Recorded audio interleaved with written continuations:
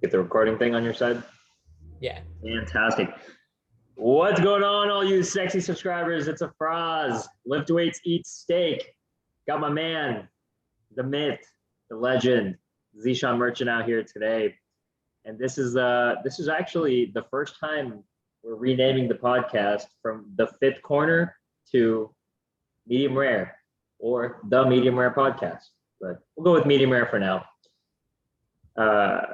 Zeeshan, one of my lifelong friends right here, man. This guy is my brother. Literally, like we thought we were cousins for like 10 years. Yeah, go ahead and give us a little introduction, give us your background, and yeah, 100%, 100%. First off, thank you so much for having me. It is an absolute honor to be the first guest feature on the inaugural Medium Rare podcast. That being said, you thought we were cousins for like 10 years. I always knew that we were. Oh, great. Awesome. Yeah, thanks for that call out. Appreciate that. Yeah, no, 100%. No, I'm super pumped to be here. Really excited to dig into it a little bit. I think we've got a lot to talk about, and it's going to be a really good conversation. Cool, man. Yeah, and let us know a little bit about your background and on what you're doing in your music game. 100%. Yeah. So I've kind of made music my entire life, including my wall decor and my clothing. But no, what I'm really here to talk about today is a project that I've been working on for the last 6 to 9-ish months, called Drop the Database. It is a website where I use data analytics to talk about music, hip hop specifically, objectively. I feel like there are a ton of blogs out there. There's a ton of reviews, whether it's the Rolling Stone or Pitchfork or Vulture or whatever, that talk about music very subjectively. It's somebody's opinion and they're repeating it back to you. And you can read different critiques of the same album and get entirely different opinions. And that's part of the beauty of music, but it makes sometimes looking at things skewed. And it's the whole argument of looking at history and how, you're only looking at the winner's point of view. And so I wanted to take a different look at it, and I wanted to use data to talk about music objectively. So the project that I'm working on right now takes hip hop from its origin state. I'm talking like late 70s, early 80s to the behemoth it's grown into today, and looking at how it's evolved over time using different data sets and looking at it from a bunch of different lenses objectively to talk about sort of the trends, burning questions in the culture, all of that kind of stuff. Right, man. We love to hear it. And there's literally no agenda for this. And I know this is the last time we had some technical difficulties when we were recording this. Right. But yeah, there's no agenda to this. And man, like this is going to be amazing because I love shooting the shit about hip hop and diving deep into whether it be like lyrics or album messages, but with data analytics, I mean, that's huge. Like that, I don't really know anything about data analytics besides like how to make a graph on Excel. There you go. That's more than most people do. Yeah, right. Although lately we've been on this Google Sheets kick for like a couple of years, but I do all of the stuff in Sheets. So. Yeah, perfect. Show them what we got. Show them what we got to eat today, man. We got some. Yeah. Hit them. Yep.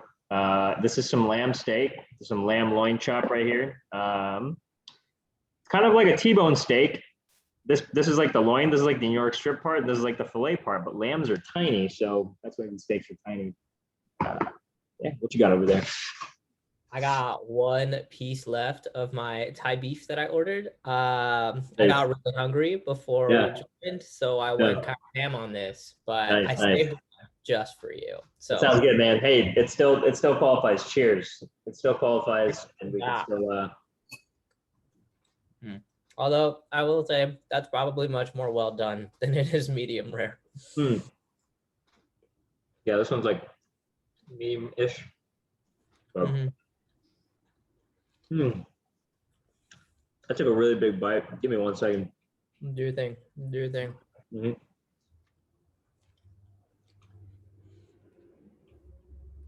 Yeah, man. Yeah, hip hop has been huge in your life, definitely big in my life. a lot of like my attitude and my like mindset and stuff comes from hip hop. I'm sure, you know, a lot of that happens for you as well. So message wise, what kind of artists are you listening to? You know, like what, like, you know, like that. And it can be anywhere from, you know, what you started listening to, like where did you start? And then what are you listening to now? So like when you first got into it at age blank, and then who are you listening to? And then who are you listening to now? Yeah, it's funny. So I will tell you a little story using my wall art in a second. Right. But I think I got really into hip hop right after the Carter 3 dropped. So this was 2007, 2008, somewhere around there. 2007. Yep.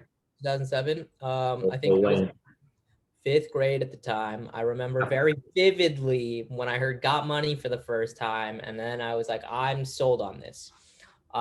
Became the world's largest Drake stan before everyone was a Drake stan. That is actually facts.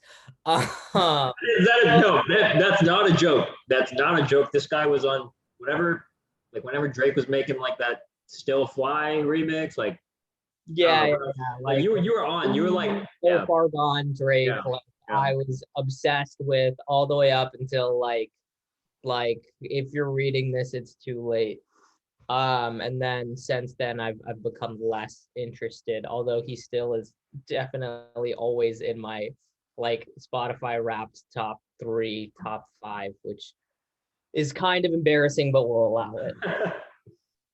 Yeah, so started off kind of with that Young Money thing, although I from there kind of got into Jay-Z and Kanye, like the good music thing imprint. So Talib Kweli, Common, Pusha T, those guys, Sahi the Prince, big fan back in the day. Is that how you pronounce the name? I've been calling him Sci-Hi like a long time. You might be right. I've only read.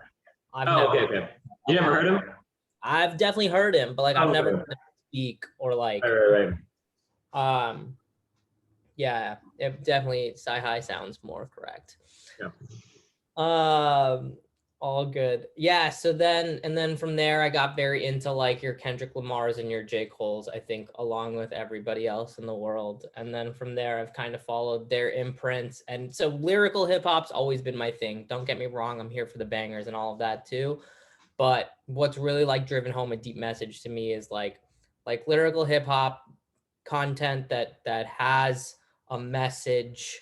And I think that the genre often gets a really bad rap for just being like derogatory party music that's very misogynistic. And I think that there's a lot more to it than that. And it takes a sense of like contextualizing almost, but you're able to like extract a message from the music that is applicable to everybody that walks the earth.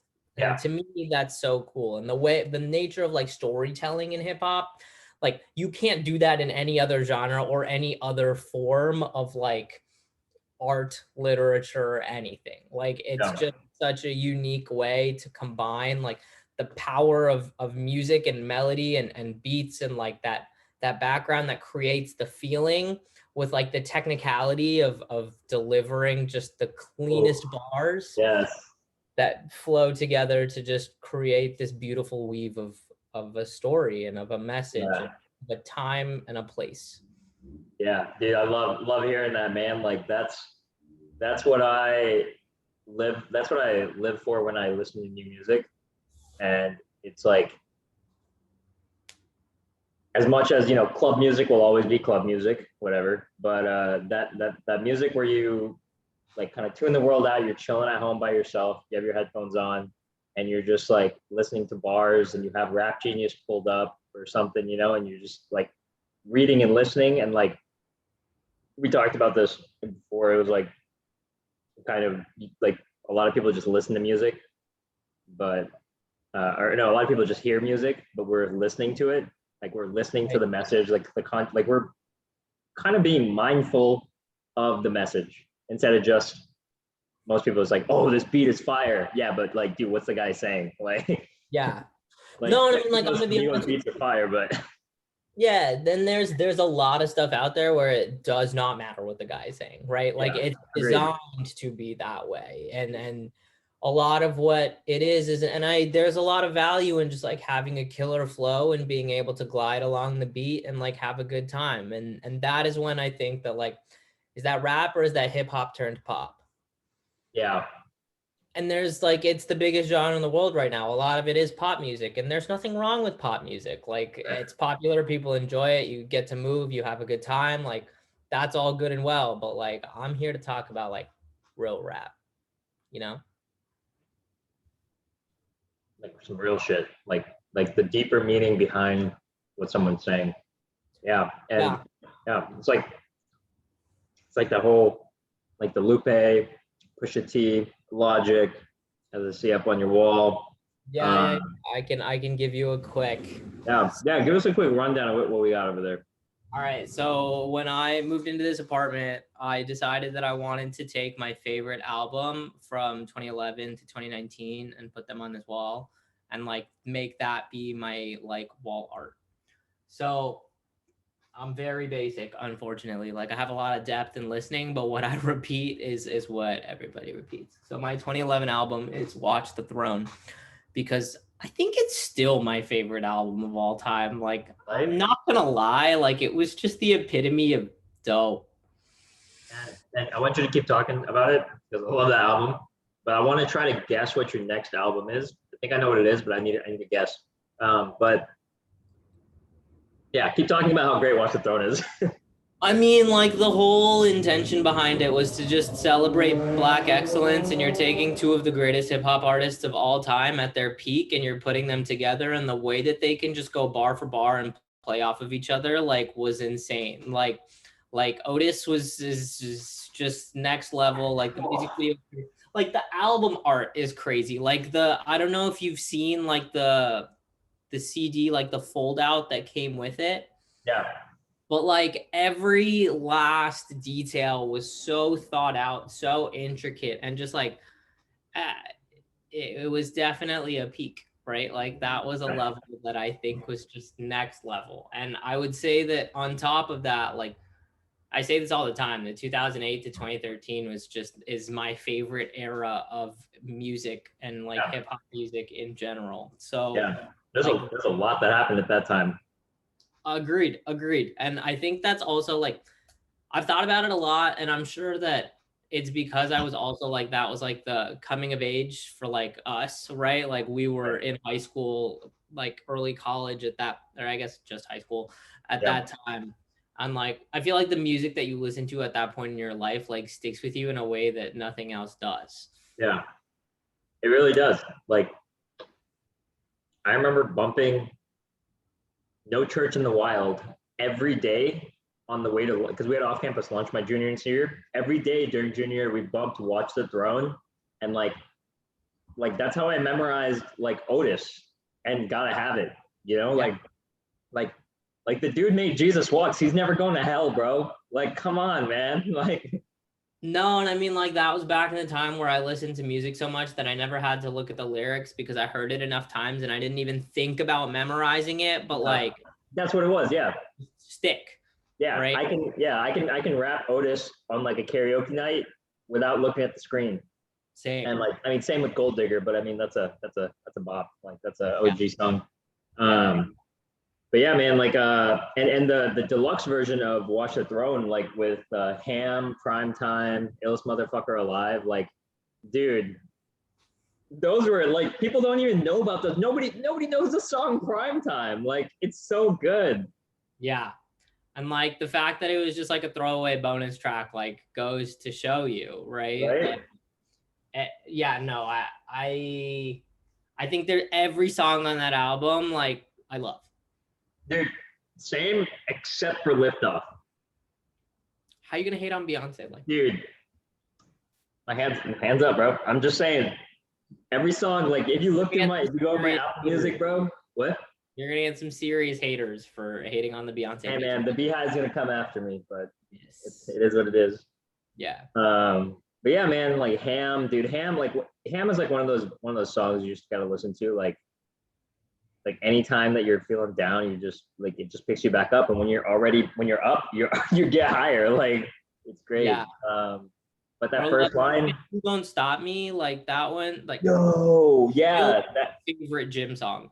yeah, that Flux Pavilion like OG beat, and then the last like minute and 50 seconds of that where Jay's just Jay's just going off, bro. Like my buddy Neil and we're really big Jay and Kanye fans too. We're listening to it sometimes. He's like, who do you think went harder on the song, Kanye or Jay? And I like, the first part, it's like Kanye's very like out, like he's slaying it, right? I'm like, dude, Kanye was pretty hard. And then like we listen to Jay-Z and he just goes like 2 seats in the 911, back car, like, and told you I was gonna go ham, like and literally like all that, like it's at the very last line, we like stop and we're like, whoo, like what? It's not even a competition sometimes. Yeah, no contest. So yeah, Watch the Throne is forever a classic in my eyes. Nice. Hit me with the next one. Dude, is it Breakfast by Chitty Bang? It is Breakfast by Chitty Bang. bro, all right, I gotta tell you this story. That was the first album I ever bought on iTunes in full. Same, and that's why it's on the wall. No way. Legitimately same. I was like, I feel like I can't not have it up here because it's the first album I bought in full.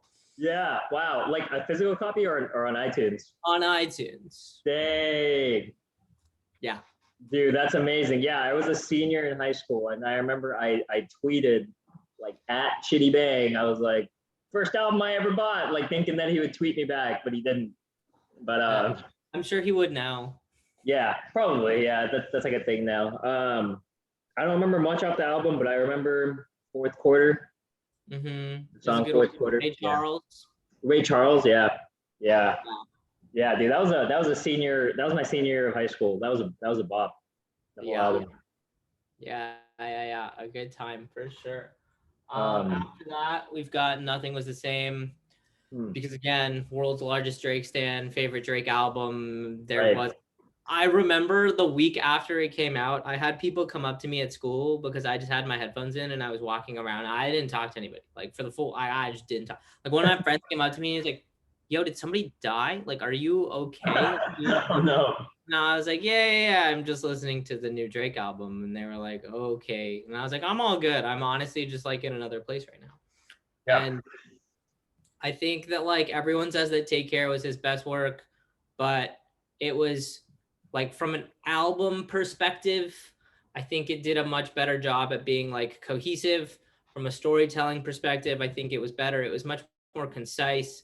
Like it was his best work, and it was 40's best work. Like Tuscan Leather was probably one of the greatest produced songs of the decade.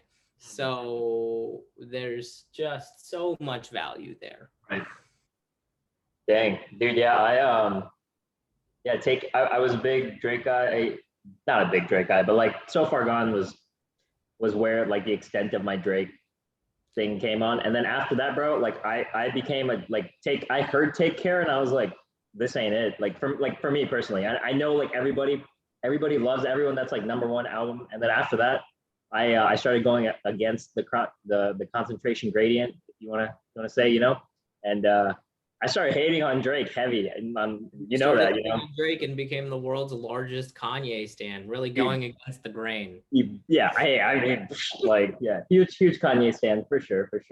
Yeah, but yeah, that was like I was like, okay, like I was expecting that, like Over or Fancy and stuff like that, and then like but I knew it was like that transition, like it was like the artists are always gonna have like they're always gonna come up with different things. Until they don't, and then they just start riding waves instead of making new ones, and that happens too. Ooh, I feel like that was a shot at Drake too. It was. Yeah, I know. But yeah, I mean, it works for him, right? Nobody can argue the fact that he's wildly successful in what he does, even if he doesn't necessarily push it forward as much as I think that he could. Right. Cool. All right, so we got 2011, 2012, 2013. Yeah, 2014, we got Logic's Under Pressure because I don't really think that one needs an explanation. It's an amazing album. It's an amazing album, and it's also just one that you can put on front to back. I think lyrically it's insane. I think technically it's insane. I think that he was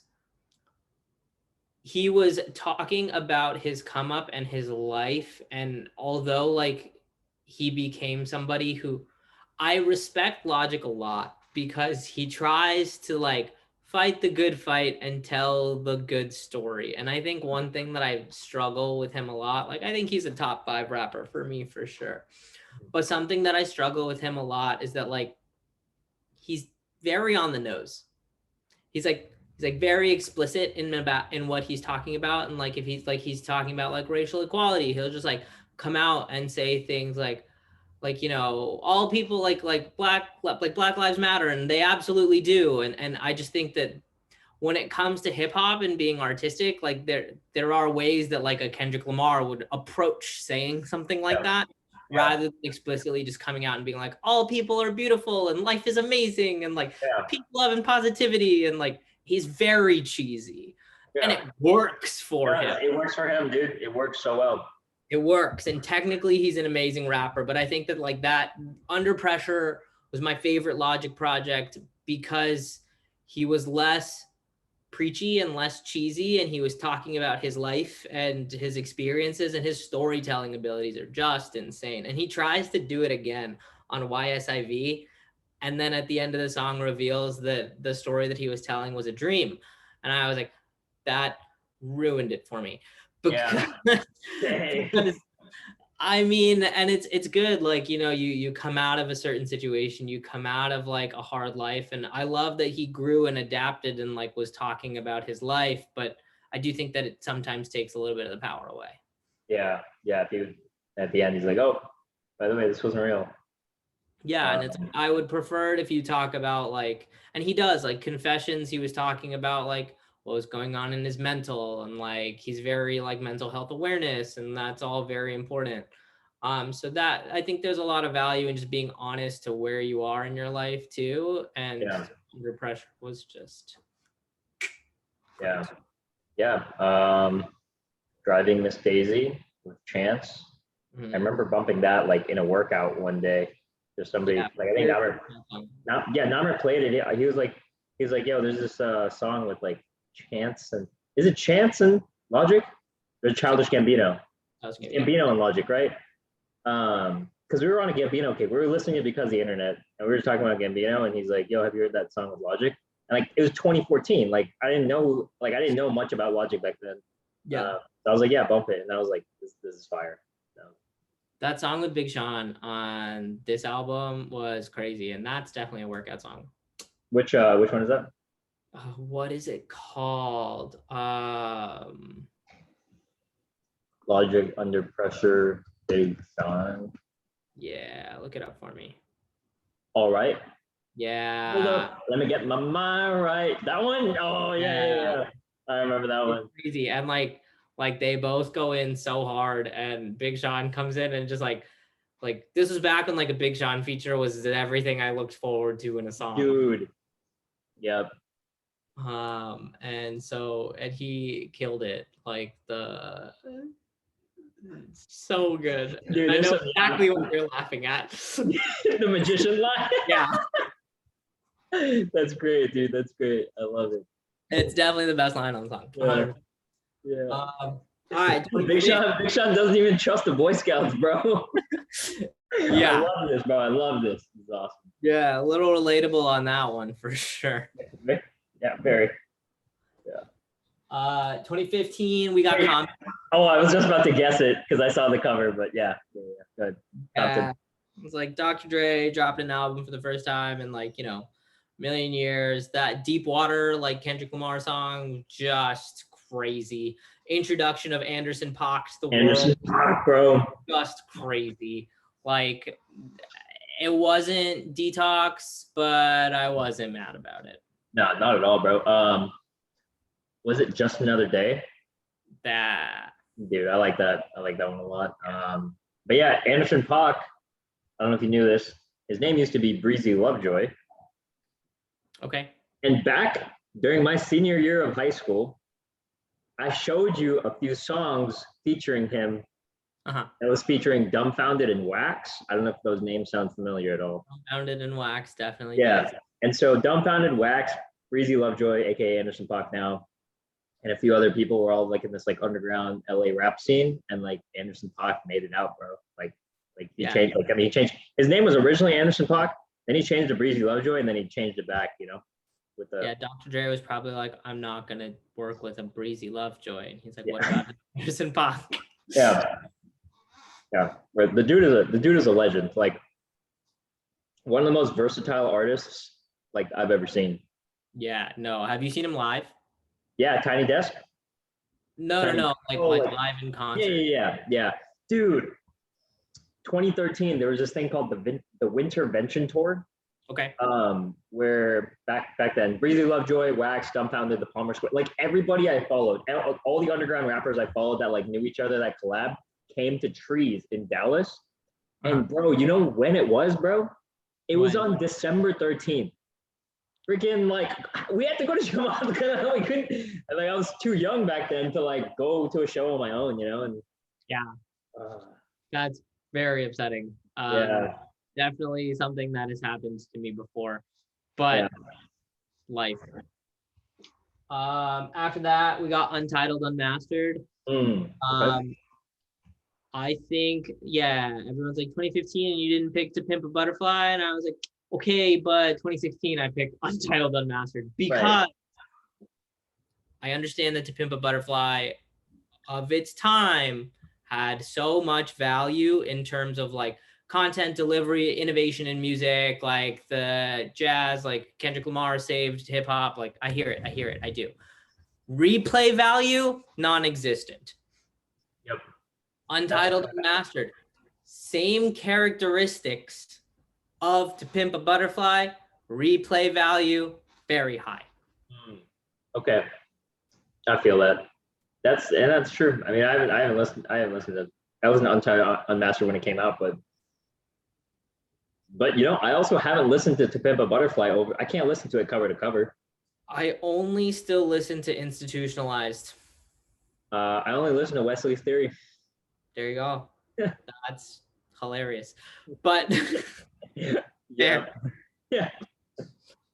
After that, we got JID, DiCaprio 2. I love JID. I think he's still my favorite. Like since what was this, 2017? Yeah, 2017. I think he's been my favorite rapper since 2017. And he just dropped like Ski G and that one with Conway the Machine, the Denzel Curry remix. Like I'm so excited for him to drop an album. And I think J. Cole's dropping on Friday, right? And it's just gonna be like the hip hop this year is gonna be so good. So good. Man. Although like the DJ Khaled album was okay. But I think Drake, Kendrick, and J. Cole are all supposed to drop this year. And then you've got JID, I think Freddie Gibbs, like a bunch of just like quality. I like that guy. I like Freddie Gibbs. Yeah. So that's exciting. 2018, you got 444. But wait, 2017, right? Am I off?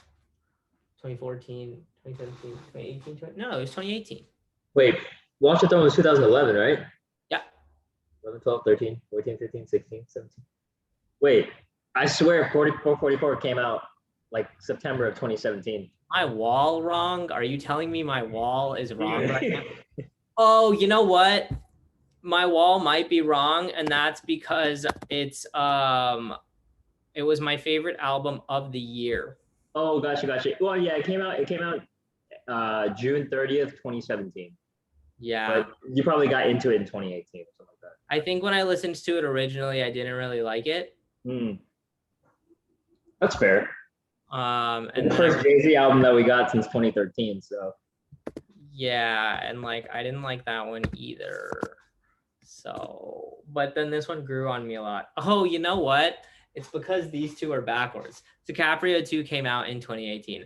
I moved back in this apartment yesterday and I haven't lived here in 6 months. There you go. that's what that is. Yeah.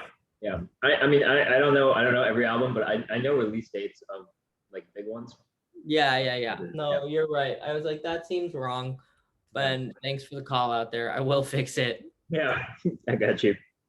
And then the last one was Revenge of the Dreamers 3, because yeah, that makes sense. The JID obsession just led to a Dreamville as a whole obsession. Dude, Dreamville, Wells Fargo.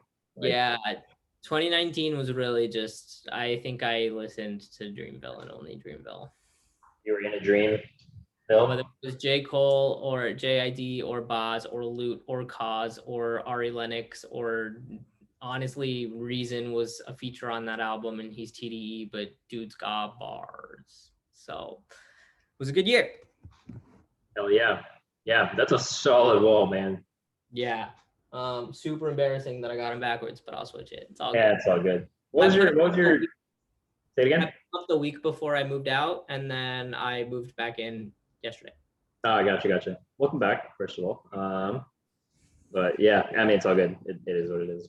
I had my wall of Kanye, and my whole top row like was like just tilted, and I just didn't even fix it because I stapled it in wrong, and I was like, that's not happening. Yeah, this honestly, like lining them up took forever. Dude, they're all on point. Thank you. I appreciate it. Of course. What was your favorite track off 444? It's a great question. I'm gonna say, I wanna say like part of me wants to say Marcy Me, but most of me wants to say Bam. Oh, dude, freaking Marley, just NJ, gangsta no live in the tenement, God. Okay, so dude. I saw that year, like I think the reason I associate 444 with 2018 is because I saw Jay-Z 4 times in 2018. And like at the end of 2017 into 2018, like I saw him 4 times in the span of a year. And I think most of that year was like, it was my senior year of college. So like 2017, 2018. And yeah, I kept getting free Jay-Z tickets. Like one of my friends worked for Ace of Spades. Yeah. Wow. So he just always, and he knew I was a big fan. And so like whenever he was like, he performed in Brooklyn, he took me out. I got free tickets to Meadows. And then like, it was just so many like great coincidences. And I was like, okay, this is pretty great. That's what's up. That's perfect. Did you, I remember we were talking, did you go to the B-Sides concert? No, I was so close. I was like, I had my finger on the button to buy the tickets, but I had, so that was, what's the name of the venue in New York? Webster Hall. Oh, okay. And so I was living in Boston at the time. I had went to Webster Hall for their they had just reopened after like a couple of years of being closed to see Troy Boy. I don't know if you know Troy Boy. Wow. You'd love Troy Boy. Dude. Yeah. Dude, I've seen Troy Boy live in Dallas at Blue Southside Ballroom. Yeah. That was so fun. Yeah. Dude, it was a phenomenal time. Yeah. The dude has insane stage presence. Agreed. It's definitely one of my favorite concerts that I've been to, even though it's like not hip hop. But I went, so it was Troy Boy played and then Jay-Z was playing the week after. Whoa. And I was like, do I go back? And tickets were like $450 or like something insane like that. And I was like, I've literally seen Jay-Z 4 times. Like, I cannot justify this. That's hard. That's a hard justification. So I ended up passing. Did you wish you went, or do you think that was the move? I mean, B-Sides would have been cool. I think at that point in my life, I wasn't that deep into his discography. So I don't know if I would have appreciated it as much as I would like now. Yeah. But yeah. Yeah. I saw it on YouTube after it happened, and I was like obsessed with it. That's like it's not one of my most watched YouTube videos, but I go to it a lot. Interesting. Yeah, I definitely saw clips, but I never watched the whole thing. Yeah. Dang, bro. My biggest concert miss was in 2013, Kanye and Kendrick, the Yeezus tour. Same. You missed out on that one too, right? So I was in a group text with two other friends, and we weren't making any money back then, right? And so it was like I think tickets were 200 something at the time, and somebody in the group text was like, "Yeah, that's not worth it for Kanye and Kendrick." But to me, I'm like, I don't know, I'd be down. And like my other buddy like was like, I don't know. And then I was like, this is before I was kind of my own person, and like before, like when I went with the crowd more. Right. And so I was like, yeah, all right, cool, we'll skip it. One of my best friends, like not in the group text, someone else went to there because he got free box suite tickets last minute because that day it like Dallas had iced over, and he told me it was the best. It's still to this day, it's the best concert of his life. And he's like, bro, you missed out. Like, and he tells me every time we talk about it, and every time I watch the clips on YouTube, bro, I'm just like, dang, this quote. Yeah. Yeah. No, it's I mean, like, listen, we were young. Sometimes you just take L's. It's okay. It happens. Bro, last night XML, tonight I'll bounce back. There you go. Okay, Big Sean, I hear you. Right. Yeah. Cool. Good stuff, man. So let's delve a little bit into this project you got going on. Yes, that's yeah, I got it pulled up here. And don't worry, this is not to all the viewers. This will not be like one of those Zoom meetings that you sit through in college or at work. Can you see my screen all right? Yeah. Perfect. All right. Yeah, take us through it, man. I will scroll at your speed and just get after it.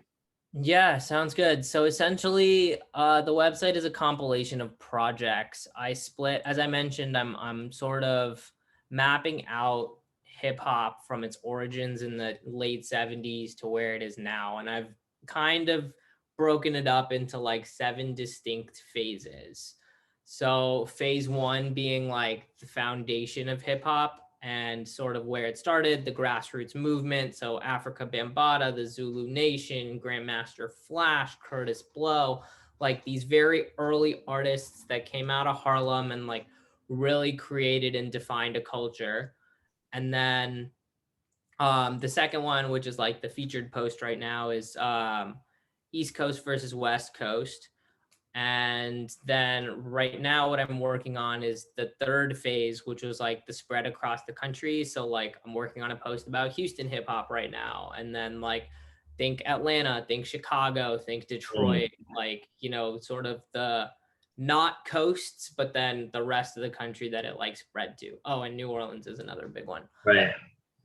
But essentially with each post you have an article that I write, as well as a data visualization that is basically a data set that I piece together. This is a great example of the Tableau dashboard that I put together. So what I did here was I took every RIAA certified album in the 90s, and then I isolated the ones that fell into hip hop, and they didn't start categorizing them by genre until 2015. So I had to do this manually. And there were a lot of albums because people actually bought physical albums back then. And then I was able to sort of map out each release based on where the artist was from, and then dropped in circles based on the size. Like the number of sales that they did. So the size of the circle is based on the number of sales, and the color is on that as well. Wow. Yeah, I've never seen it like literally this intense, like this detailed. Yeah, so if you scroll out all the way to sort of that intro, as you can see, like I don't have to say anything to just show you how much more volume the East Coast did than the West Coast. Right. And Yeah. if you look at the top, I actually just mapped out, like in comparison, the two coasts year over year. Wow. So you see the West Coast was like more popular in the early 90s because like that was, NWA, like OG Dr. Dre, OG Snoop Dogg, like those guys were releasing. And then, the East Coast came back and they came back hard. And I think like the West Coast probably had bigger players, but the East Coast just had diversity in the number of artists that were doing well. Right. And so that's kind of what this was able to show. And I'm not here to discredit the West Coast. I think that there was a lot to be said about taking the music away from its hometown and establishing it and creating its own thing, like gangster rap, and just changing the vibe and making it your own. But nobody can argue that like the East Coast won, dude. Yeah. Yeah. I mean, like you said, objectively determining, like, I guess arguments or debates in hip hop. Yeah. Right. East Coast takes the cake for sure. I remember when Yeah. I was looking at this last time, I asked if this was reasonable doubt. 9.5 mil. It's like, it was like in my lifetime. And then volume two and all that. But yeah, man, yeah, 95, it was about even. But then after that, or I guess 96 too. But then like these 3 years, they just blew them out of the water, man. Like, Yeah. No, it gets pretty crazy. And like the thing is, in the 80s, it was also the East Coast dominating it, right? And in the oh yeah, 2000s, yeah, Run DMC, Beastie Boys. yep. Yeah, no, like it was. So it's definitely interesting to see that even in the 90s, when like this, like, Tupac Biggie happened, like, and the real East Coast versus West Coast, like that's why I focused on this genre. Um, and it was just cool to see, okay, like there is actually something that some insights that we can pull from this data set that Hmm. tell a story that I don't think anybody else has before. Right. I like this. I like the sales. Like Tupac had the most sales, but he was like pretty much him and who's this? MC Hammer were just, they were carrying the West Coast. Yeah. Dang. That's awesome, man. Yeah, data analytics combining with hip hop. That's I don't think you guys understand that nobody is doing this right now. I've never seen anything like this before. This should be like featured on rap. This should have its own like Rap Genius like article. Well, so there are like definitely some people who like do data visualizations and like touch on this stuff for sure. But I think that like what I try to do is I try to incorporate like the music as much as the data. So like the articles, I'm talking about the history, like what happened. And then you have the data paired with a playlist where I take the songs that I think are the most relevant to the time and most relevant to the content at hand and sort of break it out. Right. That's what this YouTube music and Spotify playlists are about. Yep, exactly. Yeah, man. Yeah, these are all like every song is great. Like all of these are like a great introduction to like to East Coast rap. Yeah, and what I tried to do here is just like really take it through time. So you start off with Tupac and Biggie and you end with Pop Smoke and Roddy Ricch, right? Like King of New York and LA back then, King of New York, or sorry, East, like New York and like the West Coast back then, and King of New York and the West Coast now. Like, Yeah, love it, man.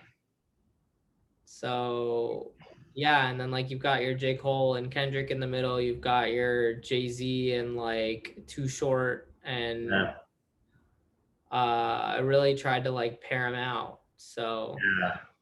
Dang, this is sick.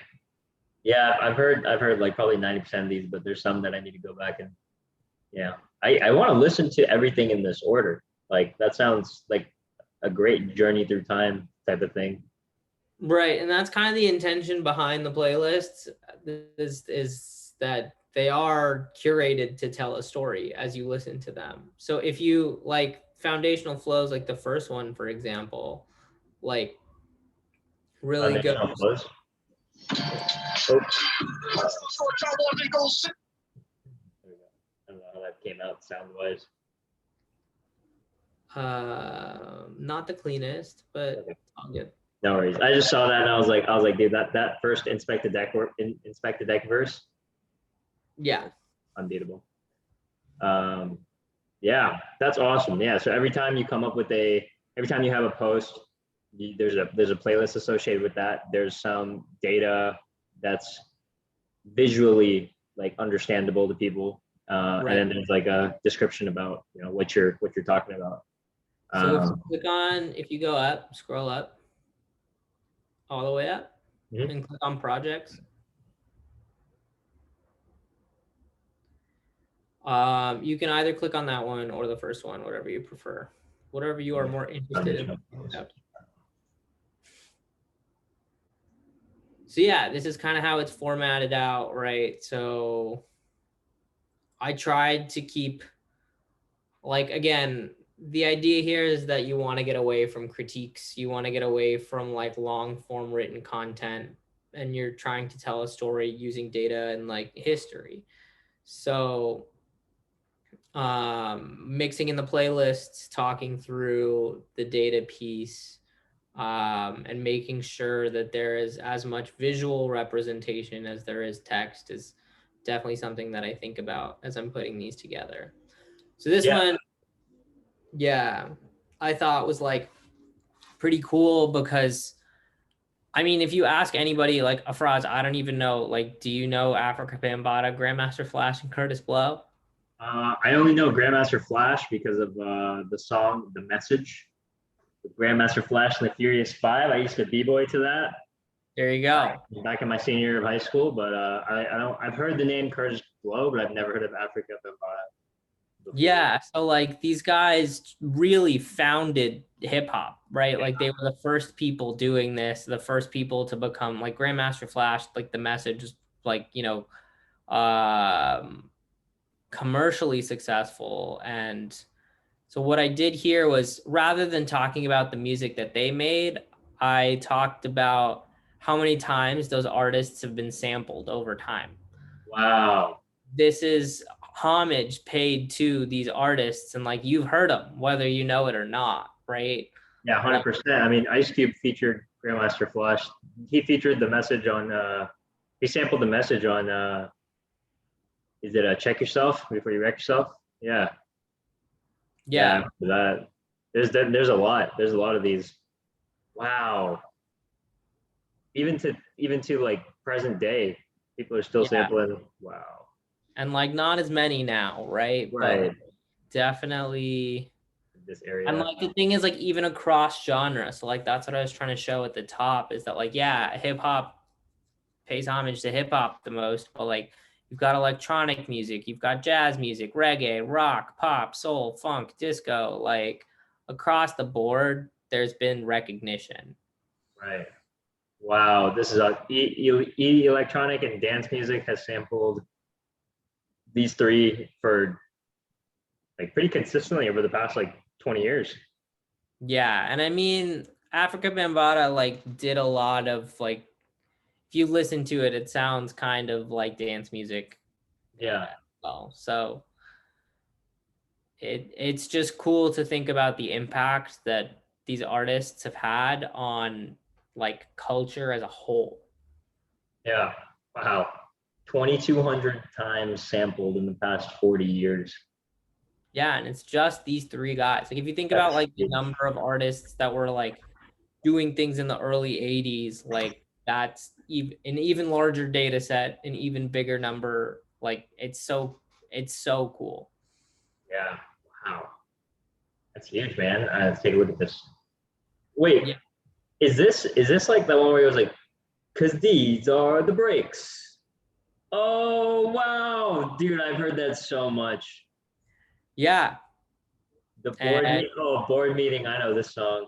This Shock Value album, like, was one of the greatest production albums I've ever heard. Like the beats on every song are amazing. Yeah.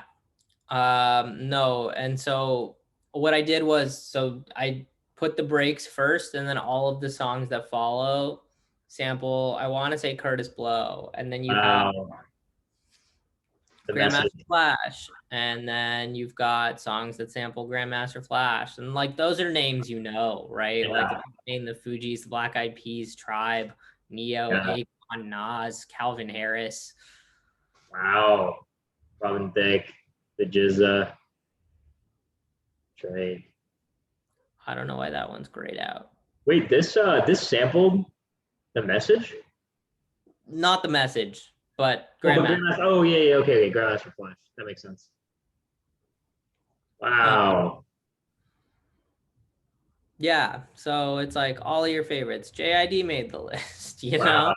Like, I was excited about that one. Of course, yeah, the Gorillas. Mm-hmm. Kid Rock was like an interesting, do I count it? Do I not count it? Is Kid Rock hip hop? He like released a rap album. I don't know. I decided to count it. Wow. Limp Bizkit.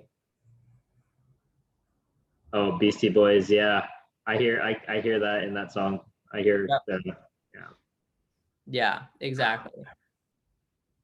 So the impact is crazy, and I think that's like what I'm trying to get at. And so right now I'm working on, as I mentioned, like the regional sounds that spread after the West Coast, like East Coast, West Coast 90s thing. And so think like Chopped and Screwed, like DJ Screw in Houston, right? Yeah. Like that's grown into Travis Scott. That's grown into like everything that's coming out of Atlanta that like has that sort of OD'd sound to it, like that SoundCloud sound to it. Yep. It's straight out of that, and like nobody talks about the impact that had. And that's like one of those things that like what I want to talk about there the most is that it's not just music, and this is where it becomes controversial, right? Is that like there's a larger overarching culture conversation that happens here. Like Chopped and Screwed with DJ Screw, like they popularized the consumption of like cough syrup. Yeah, it's like people are ODing left and right. And that's, I think we had talked about this before, but like drugs kind of went from being like an experimental thing to like an escapist thing. And that became very popularized. And if you look at the number of, especially in the last couple of years, artists that have OD'd or committed suicide or something like that, because they're just trying to escape, I think says a lot. And it's interesting to think about like where did that mentality come from? Like a lot of that started with Houston hip hop culture. Yeah. And wow.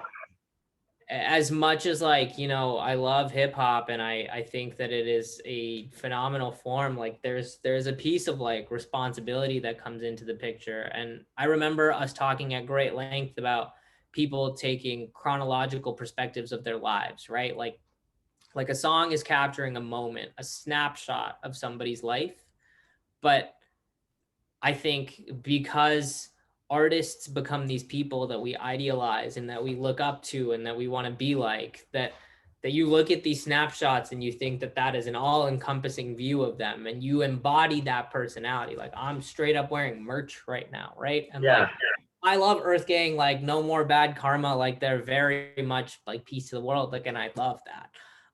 But there are definitely artists that are not so wholesome because they talk about things that they go through, and people that have hard-hitting stories need to find ways to express themselves, and they use their music as a form to express themselves. I think that a lot of the music that talks about gun violence, like gang violence, like all of that kind of stuff, it's not meant to idealize a culture. It's meant to tell a story, to have somebody express themselves in a way that it's like, yo, I made it out of the streets rapping, but that doesn't mean that mentality, like those events aren't still a part of me. Like I need a way to get that out. And like hip hop is a huge part of that.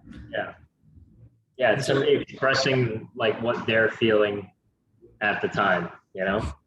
Exactly. And yeah, even though we might not have had the same experience, we can still relate to it with like I remember we talked about this, like the emotion that comes out whenever Exactly. like whatever emotion the rapper is or the artist is spitting in the studio, you know, like it evokes that same emotion in us whenever we listen to music.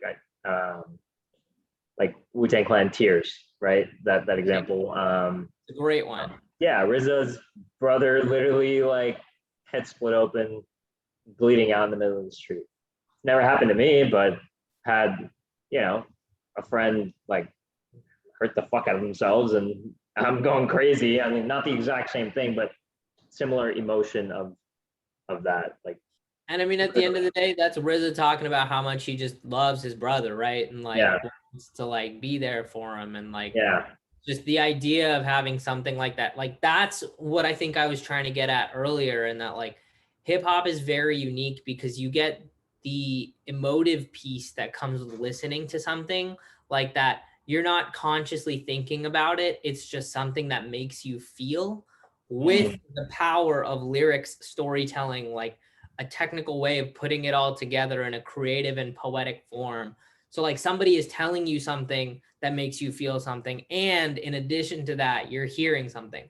That's why like movie soundtracks and scores are so powerful, because yeah, you're pairing two things that are powerful on their own, and you're putting them together to just create this like out of body, out of world experience. yeah, yeah. Like the like Hans Zimmer. Exactly. Hans Zimmer on like everything he touches is evokes that emotion, and Exactly. it's like yo, I've never even been on a like a never even thought about being a pirate, but like kind of want that like that adventurousness of when you hear like dun dun dun dun dun dun dun dun dun dun, like you know, it's like yeah, like I want that playing of like I want that theme song playing in the background while I'm going out and doing stuff. Exactly. Yeah, or like the Interstellar, you know, like the docking scene or Time or something when it's just like that slow build up where like some like you're just chilling but some crazy shit's happening in the background. Yeah. And I mean, I think it's interesting. Like I was actually watching, like kind of going back to like the drug piece a little bit, because I feel like that's where there's like, or like even the violence piece or all of that. Like they're, these rappers are telling stories about their lives, but I actually was watching an interview from like Future a few months back where he was talking about how he doesn't drink lean anymore. And he was really scared to admit that because he had built a whole persona of him Persona, as yeah. a guy that used to do that. And he was like, listen, I'm not in that place anymore. And I'm afraid that if I tell people, they'll listen to my music differently. Mm. And like Oh, that to me was like so substantial, because it's like at like your livelihood depends on people thinking that you do drugs. right. And just because you did drugs and you talked about doing drugs and maybe you loved drugs at a point in your life, like Eminem is a great example of this too, right? Yeah. Like relapse recovery, all of that stuff. Like music is the most powerful when it comes from pain. And we've all had low points. We've all done dumb things. And like imagine having all of that like canonized almost, and then pushed out in the world to become a representation of like who you are. And then if you do different things and you clean up, and like I don't know, I think about Travis Scott's music, I think about like Nav's music, right? Like Who? Knobs? Nav, Oh, Nav. Nav, yeah. Yeah, I said Nav. Whatever, yeah. All good. Anderson Pack, Puck, Yeah. whatever. Yeah. Um, but it's they talk about like drug consumption in a way that's like escaping, like The Weekend and like Can't Feel My Face, and like all of those like catchy pop songs are Yeah. dark, dude. Yeah. Very They're dark. Very very depressing. Very depressing. dark and very depressing. Yeah. That's why I can't listen to Juice World or XXX Tentacion. Like I just can't listen to them consistently. I mean, yeah, I can bump one or two, but yeah, because that shit is real. I mean, both Juice and X, like it feels Right. so weird. It feels so weird calling XXX Tentacion X because I've always referred to DMX as X. But Yeah. you know, even like them two, like they're prime examples of what what like escapism will do to you. Yeah, like these people Yeah, have had like dark, twisted lives, right? Like XXX is a perfect example. Like the allegations and stuff and like the court cases that were going on before his death, like those are very questionable things, right? Like there are things that like you need to take pause and realize that like these people are suffering and they come from a place that like is not easy. And then you have people, I don't know if you know people like this, but I know people that come from the same like socioeconomic background as me who like embody this culture of like ODing and like drinking like way in excess and doing drugs to a point where it's like, yeah. dude, like, what are you doing? Like why are you doing that? Like why do you need to do that? Like Swimming Pools by Kendrick Lamar is my favorite example because that song is about like the problems that come with alcoholism and it became a drinking anthem.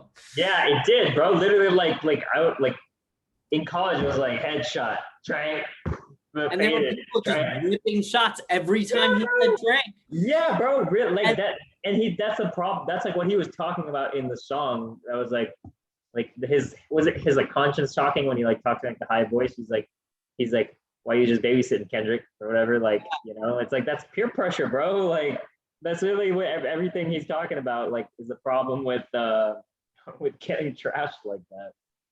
and it's just like, I think it's so important to like we were talking about the difference between listening and hearing music, and then I think there's like you're hearing music but then you all and you're listening but then you also need to like understand it contextually as well.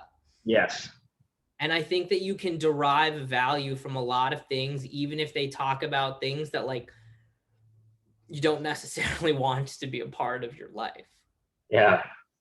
And like I know that you and I like if you're at the gym and you're listening to like Tech Nine go off, like that's shit makes you feel powerful, right? Like Yeah. I'm about to max Yeah. out, like do my like personal best right now. Like we're gonna do some next level stuff. If I'm running and I'm listening to Tech Nine, my 8-minute mile becomes a 6:30, right? Yeah. Like, Damn, like son. we're just sprinting. And I Yeah. think like there's a feeling and just an emotion that can come with it. But that doesn't mean that you take the literal context of it out. And that's what we were talking about with Logic earlier. And that like Right. he's very explicit in what he says, but I'm gonna say 99% of artists aren't like that.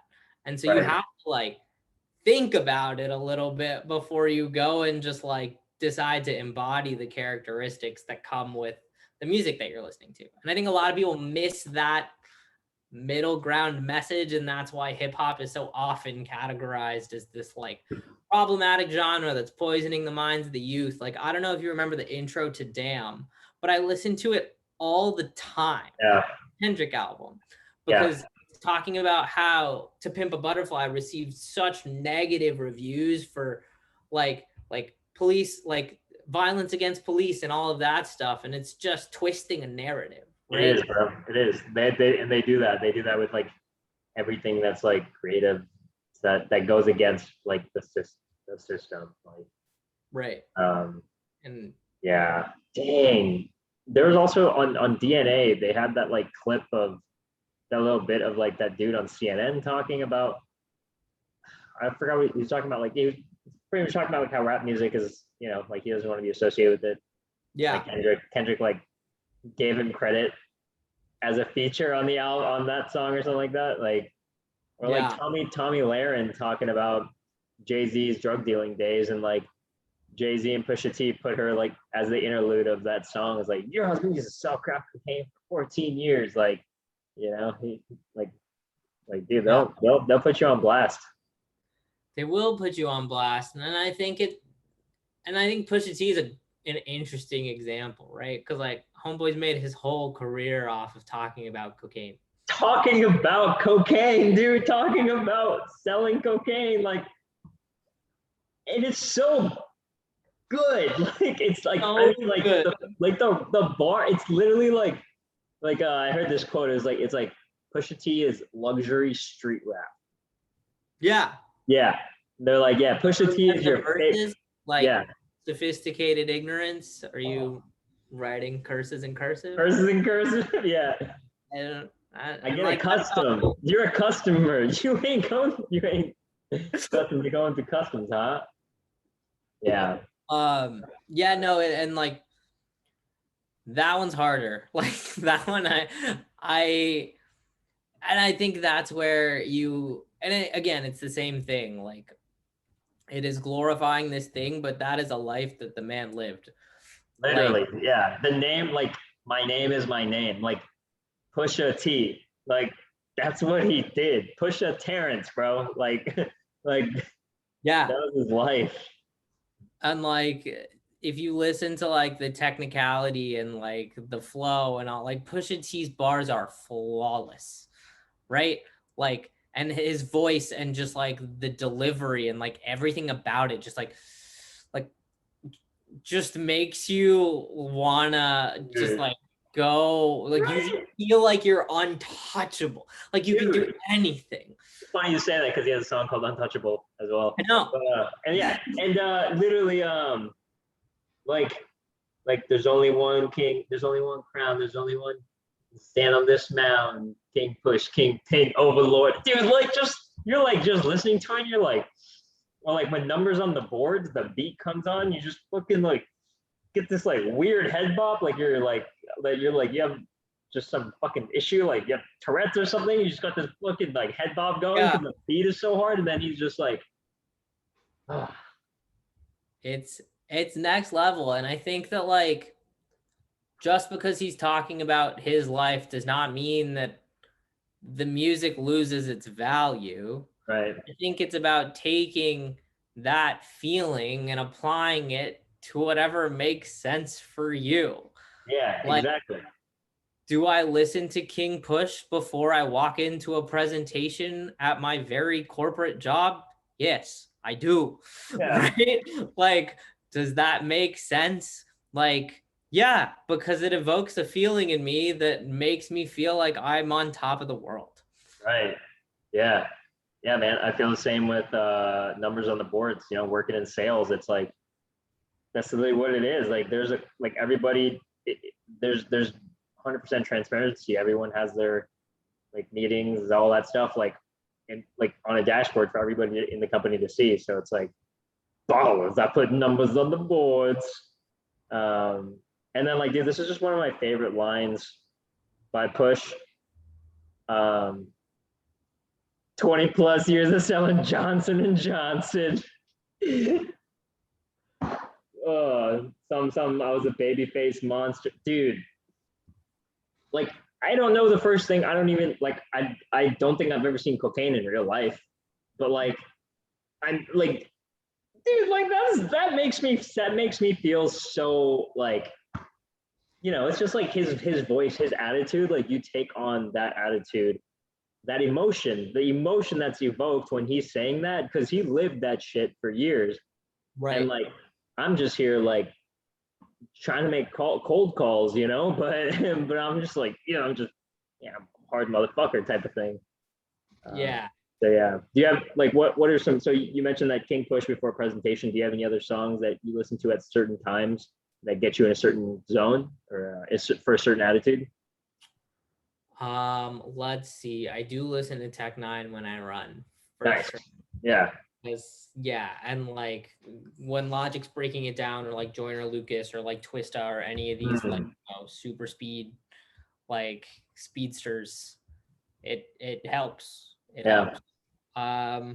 Let's see. If I'm ever like feeling down and out, I listen to Reason because he's also just a very good storyteller that like talks about things in a way that honestly, like for me, just puts life into perspective a little bit.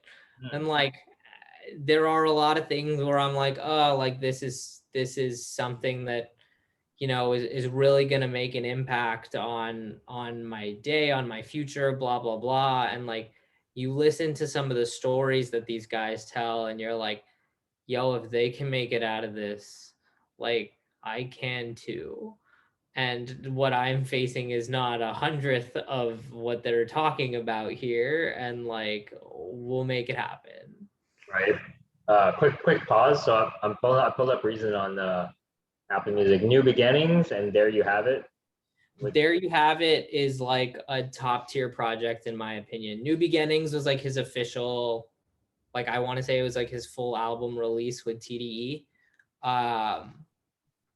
which was still good, but there you have it. Was just like there's a level of just like listen to it, and it makes you feel like you're in another place, like you're just sitting in a movie theater, like watching it all play out in front. Like it's so visual, it's so like raw and there, and like Perfect. Yeah, I'm downloading that. I'm downloading all these Revenge of the Dreamers ones yeah, as well.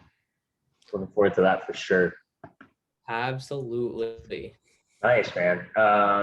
And are there any other? What about like when you're so some of the examples that we listed out was like, to get us to go from one state to a hype state, pre-presentation hype, running hype, when you're down to bring you back up.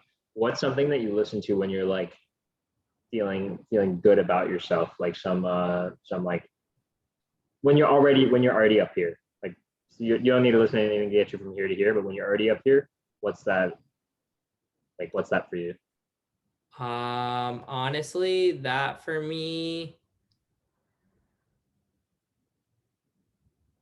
like Jay's a big one, you know? Like Great choice. Jay's just like he made it a long time ago. He's still doing it. He's still killing the game. Like you listen to Jay-Z and you're like he's not talking about millions. He's talking about billions. And nobody else can do that, honestly. And he does. I also think that like yeah, and this is like when you're talking about achieving different moods, like that's where sometimes I step out of hip hop a little bit. Like if I need to calm down or if I'm like looking to relax at the end of a long day, that's when I would go to like an FKJ or a Tom Mish, like these neo soul, like Yep. neo jazz type people. Masego's a good one. I like Masego. Love That Masego. song, Masego and Don Toliver. I know what you're talking about. Mystery Lady. Okay, yeah. Like Flight 99 is one of, it's just a song that or like Tadao, or Yeah. like there's so many of the songs that just like you light a candle, you turn your lights off, you put them on your speakers, you lay down, and you're just like, okay, like I'm transported right now, I'm having a good time. Like Yeah. that's all you need. Like you don't need to smoke, you don't need to do anything. Yeah, bro, you can trigger that state naturally. 1,000%. You put on the right music and set up the right ambiance, and like you're good to go. And there's so much power in that. Oh like yeah. think about the ability to control, and I forget this all the time. Like I'll get so worked up about things and I'll forget that I have the ultimate mental antidote in my pocket and in my headphones at all times. And like, oh, what am I feeling and how do I want to feel? There's a song for that. Bro, that right there, I wish that, like, if we could spread one message, bro, how am I feeling and how do I want to feel? That's it. Yeah, that's it. That's music right there, bro. Exactly. And it's like, oh man, I'm not gonna get controversial whatsoever, but like the feeling the feeling sad and then listening to sad music to go down the rabbit hole and downward spiral even more, dude, that's a vicious cycle. Yes, but like I don't know if there's parts too. I know there's sides to it for sure. I don't know if you've ever just put on like For Your Eyes Only, like the J. Cole album. Yeah. And like listens to it through and through. I will do that. It is a very sad album, but there is a lot of just like there's something to be said about feeling down and then being taken on a journey that teaches you something. and just like puts you in a contemplative mind state. And I think that's where like motivation comes from, right? It's like, okay, like I'm upset, and like there's only whatever, blah blah blah, and then you listen to something like that and it's just like, okay, but there is a point, like there are things that we can do, there is value in my life, like, and we should be able to act on that. And it's crazy, but like that's what music does for me, right? Like that. And it's been so hard, I think, for the past year or two, because I've been missing new music that makes me feel that way. Right. Yeah. And that's why I'm so excited for these releases this year, because like there's a reason Kendrick Lamar and J. Cole are Kendrick Lamar and J. Cole. Yeah. Because they're able to elicit those kinds of just like emotions. And I've been listening to a lot of stuff out of like Toronto, and like the I wouldn't even call it rap. Like it's hip hop that borderlines like pop. But like Jordan Solomon is somebody who I've been listening to a lot of recently, and he has this song called All Good. And there are 3 days. What? Jordan Solomon. Jordan Solomon, All Good. And like it's not rap. It's like kind of sing-songy, like pretty melodic, like R&B. But I listened to it for like 3 days straight when I was like pretty upset about something, like literally on repeat for like hours. Yeah. Because just the way that he was talking about things, the way that he was talking about the state of the world, and like I think COVID rap is also just like music that's come out during this time period that doesn't address it dead on. Yes. Right? Like I don't want to listen to a bar about wearing a mask. Yeah. Like the Spillage Village album that came out in like October. It's embarrassing. I don't know how to spillage. I don't talk to people anymore. I just read things. I don't know how to pronounce it. So regardless, like that album I think does a great job at like capturing this like weird headspace of just like wanting community, finding value in like peace and love, but like not really like feeling isolated at the same time. Like, right. And that's like such a, like everybody's been forced to become introspective and face demons that like they didn't even know they had. I'll say that is a fact.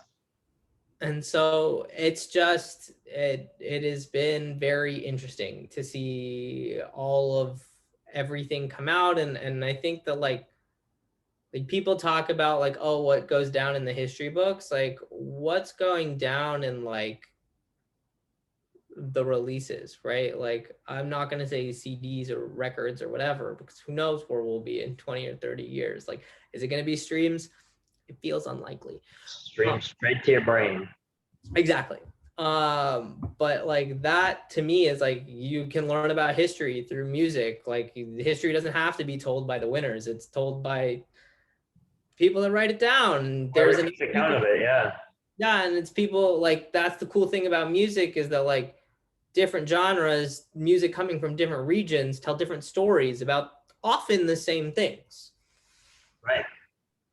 And so you're not just getting one point of view, you're getting so many different things from so many different accounts. And that's how you put the pieces together and you figure out your opinion, your perspective on it. That's powerful. And yeah. There's so much power in that. Yeah. And it drives me insane when people classify like, oh yeah, like, oh, you just listen to that to like go clubbing. Like, no, there's so much more to it. And yes, there is a time and a place for that, but there is also a time and a place for everything else under the sun. Everything. And I think that's where I'm going to stop talking, because I feel like that was a good tangent. I 100% think you made your point. That is really powerful to have all these different perspectives and you being able to choose based off of everything that you hear what's going to happen in your, because I feel we all live in, everybody has their own reality that we live in. You know, it's like, you know, people say, hey, it's your world, I'm just living in it, you know, like, I mean, people say it as a joke, but it's like, I mean, you're not wrong, you know? And so music has the power to literally alter your reality and the way you view things. And it's just one tool. It's not the only thing, but it's one big tool that can alter what you feel about yourself, what you feel about the rest of the world, what you feel about the present moment, like everything. Mm-hmm. So, yeah, and to classify hip hop as just some club music, man, that's just mad ignorance right there from people. Yeah, another, you know, like kind of tangent from that topic, or I guess a tributary from that topic. We talked about like last time the subconscious and stuff, and like how your subconscious listens to everything no matter what. It doesn't understand humor or self-deprecation, or it doesn't understand the concept of irony. It just hears the inputs. And so having all these different perspectives and like these different, like whatever inputs that you listen to constantly, they'll be pretty deeply registered into your subconscious, because it listens to everything. And you might not realize it. We might not realize it, but like a lot of our thinking that we do, a lot of the feelings and thoughts that we have are unconscious thoughts. They're not like, we're not presently thinking about thoughts.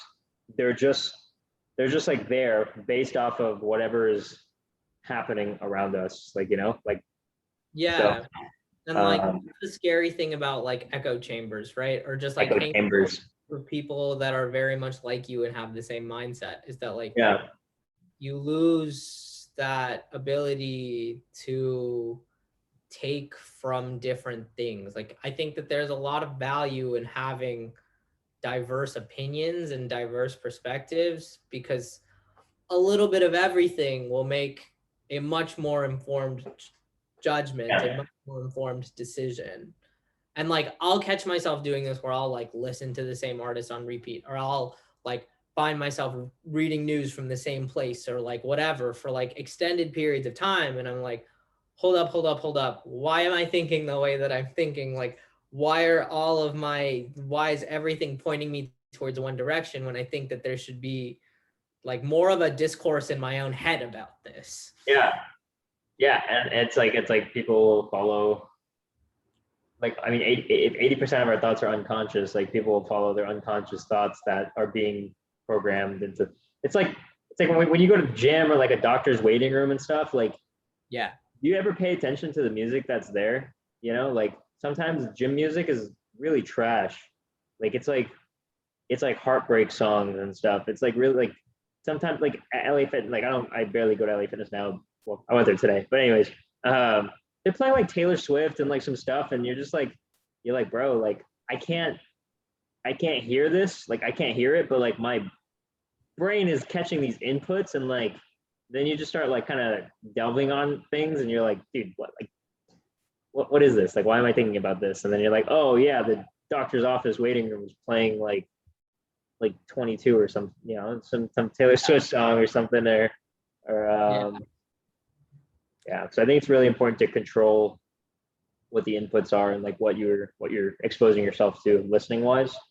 So it's 100% like what you put in is what comes out, right? So you've got to be very conscious about keeping it balanced. Random question, what was the first concert you ever went to? It was with you. Dude, hold up. That's very true. Hold up. Your first concert was with me? At Six Flags. Dude, don't tell me. Cobra Starship? Yeah, I remember that. Oh, yeah. Dude, I remember that day. I remember running into like one of my friends from school. Yeah. And I think that was the first time I went to Six Flags too. Yeah, it wasn't my first time at Six Flags, but that was my first concert. And it's funny because like that's a question I get asked pretty often. And it's hilarious that is my answer. And it's hilarious I asked you that question. Oh, dang. The first concert that I ever paid for was like Drake. Like his Would You Like a Tour After Nothing Was the Same. Oh, okay, nice. Dang. It was so fun. Yeah.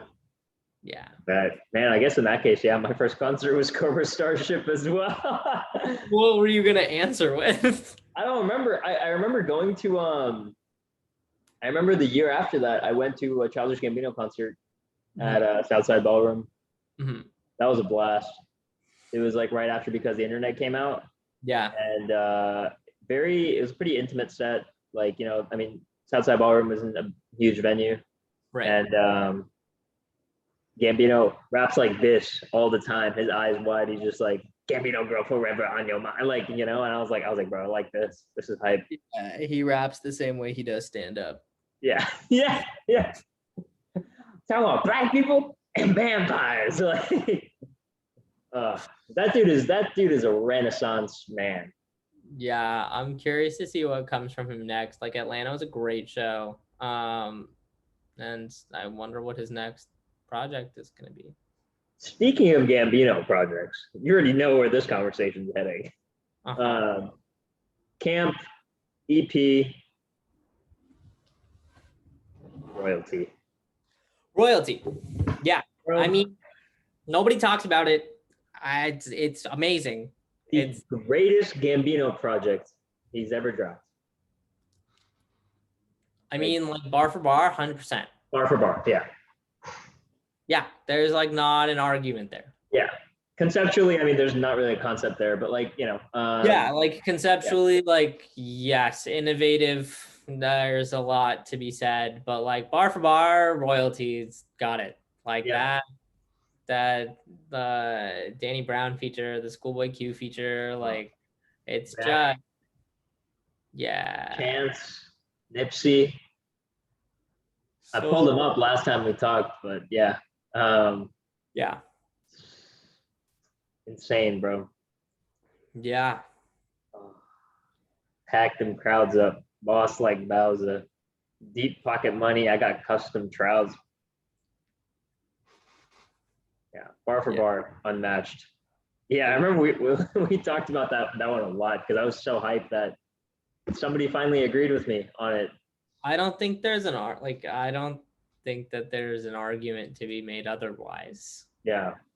People say because the internet, and I understand that conceptually. Phenomenal. Yeah, I mean, because the internet was his like transition project, right? Like it was the one that was still very commercially successful, but started kind of putting him on a path that would become very, very different. And then everything he's done since was also very commercially successful. It just got progressively more innovative.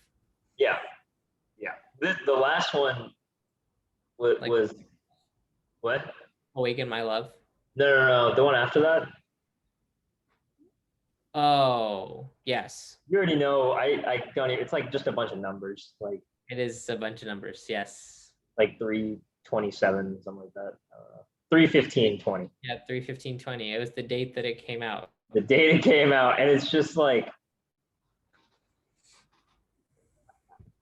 I don't know, dude. Like I don't know, dude. It just didn't hit. It just didn't hit for me.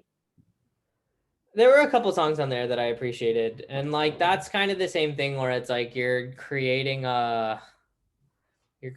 something else, right? Like it's not meant for replay value. It's not meant for like you to listen to in the shower. It's like it's something else, and that works. That's cool.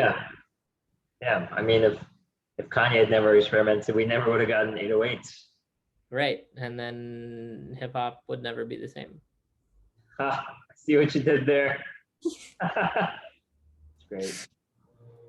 Man. Yeah, 808s.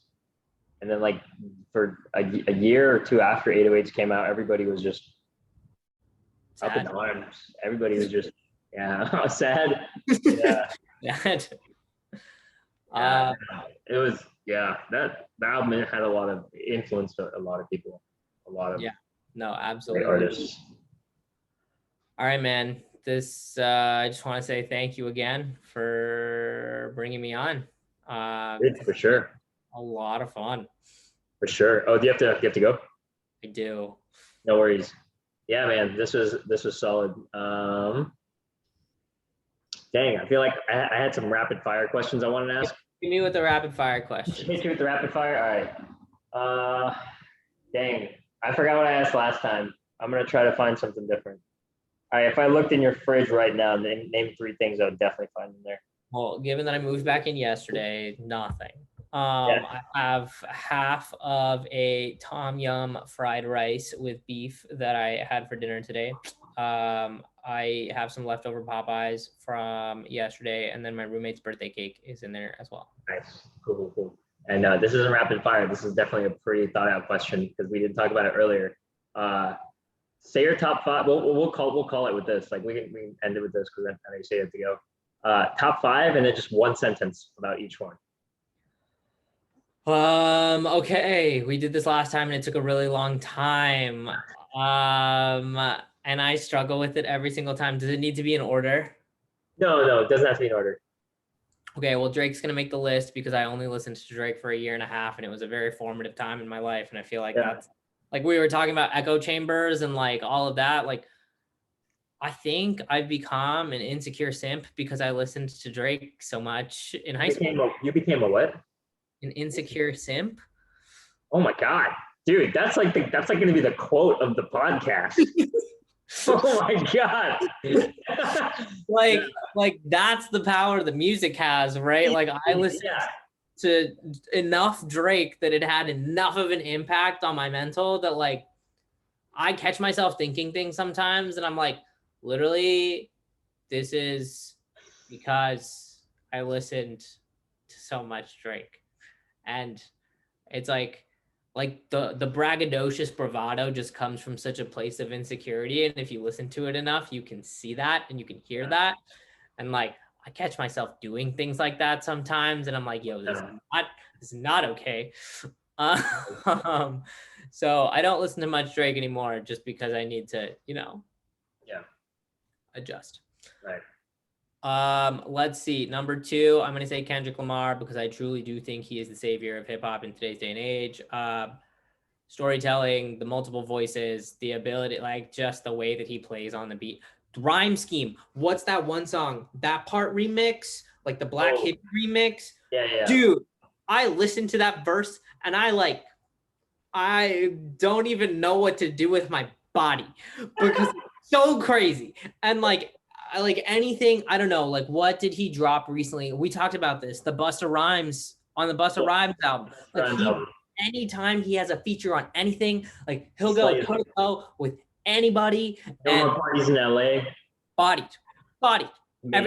Dude, what's that one song with The Game, On Me? Like The Game was like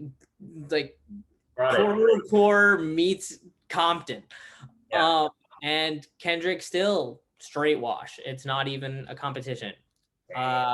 Logic's definitely going to make that list because, I think that there's a lot of value in that for me as a person. Also pretty formative. Also just like cheesy, but on the nose is sometimes good. I don't see any harm in it. And JID is also going to make that list because he's the next coming, and I can't wait for him to drop his next project because everything every feature, every if you go on SoundCloud and listen to his old mixtapes, they're all good. They're all just good, and he's so clever and witty, and the flow's insane. And I know you asked one sentence, and I'm giving you a lot more than that, but no, it's okay. Cool. It's cool. Here for it. And then the last one. Can I pick a collective, even though they only dropped an album, like a single album? But then that means it's the 2 artists independently as well. Is it? Yeah, good. Like Black Star? Black Star? Yeah. Who are the artists?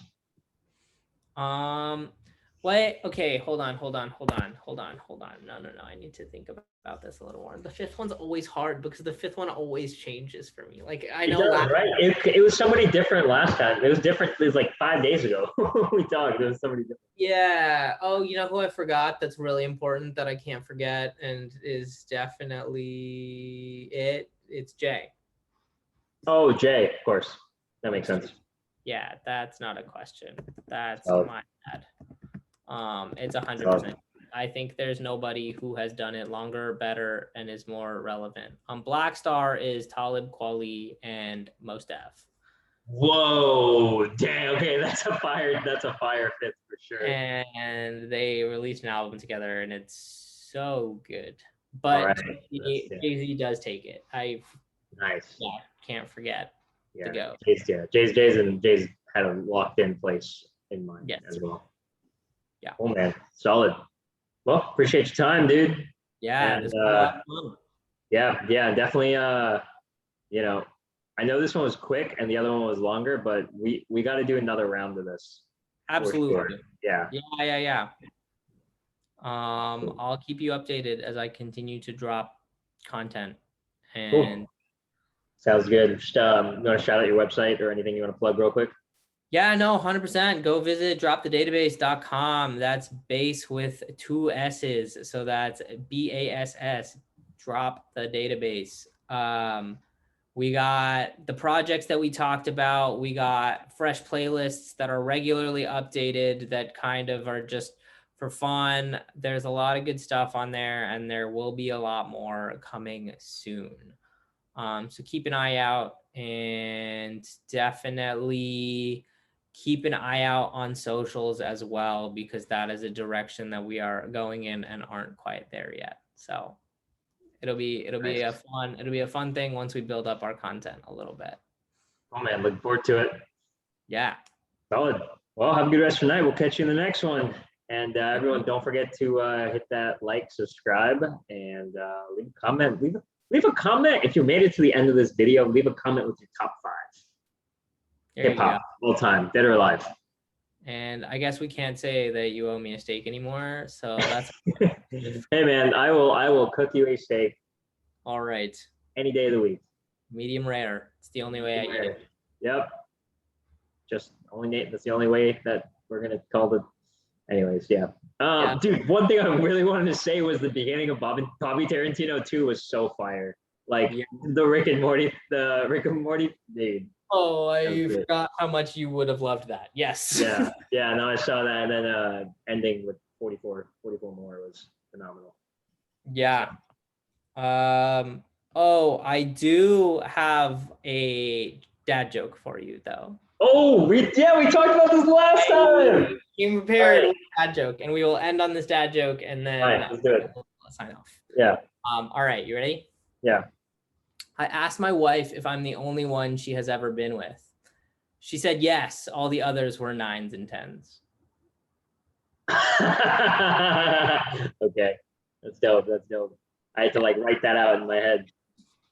Love it, man. There's layers to it, right? Dude, dad joke season. All right, Zeeshan Merchant, the man, the myth, the legend. Appreciate you for your time, for coming on the Medium Rare Podcast, the inaugural Medium Rare Podcast, ladies and gentlemen.